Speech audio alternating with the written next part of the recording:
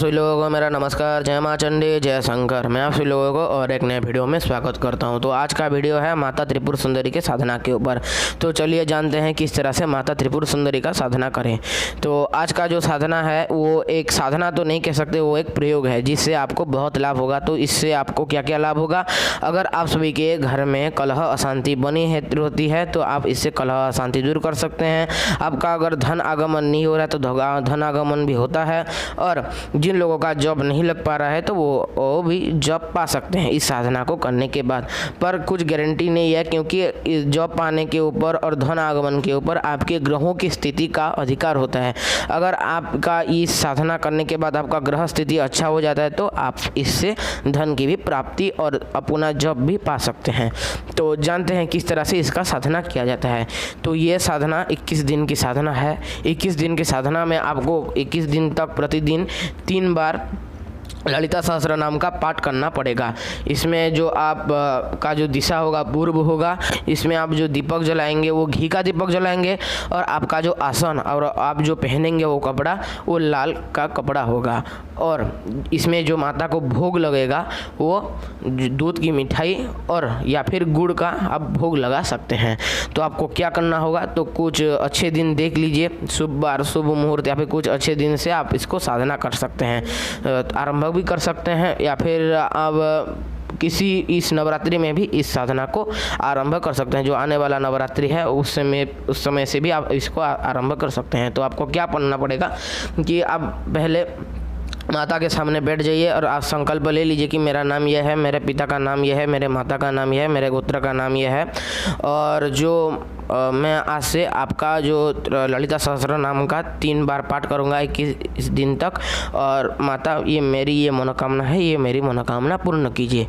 तो आपको क्या करना पड़ेगा? माता का जो आगे अपने आगे माता को बाजोट में आपको बिठा लेना है। यानी कि आपका अगर ये इस साधना के लिए और एक बात इस साधना के लिए ज़रूरी है आपके पास महामेरु यंत्र हो, यानी कि श्री यंत्र अगर है तो आप ये साधना को कर सकते हैं। तो उसमें आपको माता का संकल्प लेने के बाद आपको गणेश जी का, फिर भगवान शिव का यानी कि आनंद शिव का पूजा करना है और फिर आपको माता का पूजा करना है। फिर आप ललिता सहस्त्र नाम पाठ कर सकते हैं। तो माता का जो आप पूजा खत्म करेंगे, पूजा खत्म करने के बाद आपको आसन बंधन, दिग्बंधन, दीप प्रज्वलन कर लीजिएगा।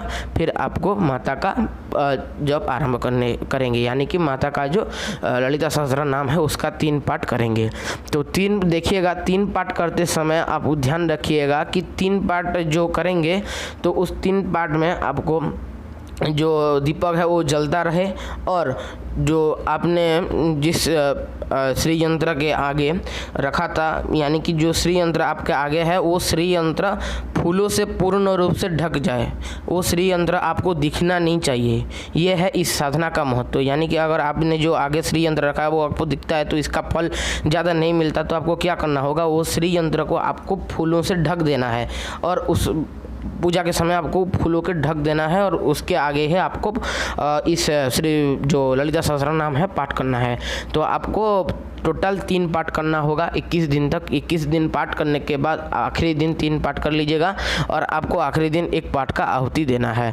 1 पाठ का आहुति कैसे देंगे? यानी कि आप जैसे देख लीजिएगा, जो गोरखपुर का एक बुक आता है सहस्त्र नाम बलि का, उसमें ललिता सहस्त्र नाम दिया होता है।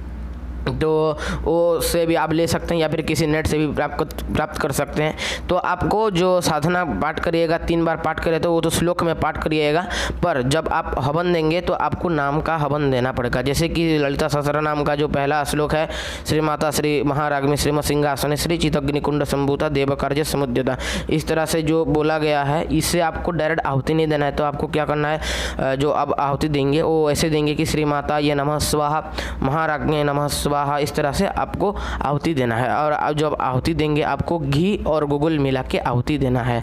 आहुति देने के बाद आपको जो पूर्णाहुति देंगे उस पूर्णाहुति देने के बाद उससे जो राख निकलेगा उस राख को अपने पास रख लीजिए। इससे क्या होगा? अगर आप सभी लोग किसी जॉब इंटरव्यू में जाते हैं तो उस राख को अपने माथे पे थोड़ा लगा लीजिए और माता के सामने फिर से बैठ के 3 बार ललिता सहस्त्र नाम का पाठ करके आप निकल सकते हैं अपने घर के लिए। तो देखिएगा, जरूर ही आपका जॉब लगने का चांस रहता है।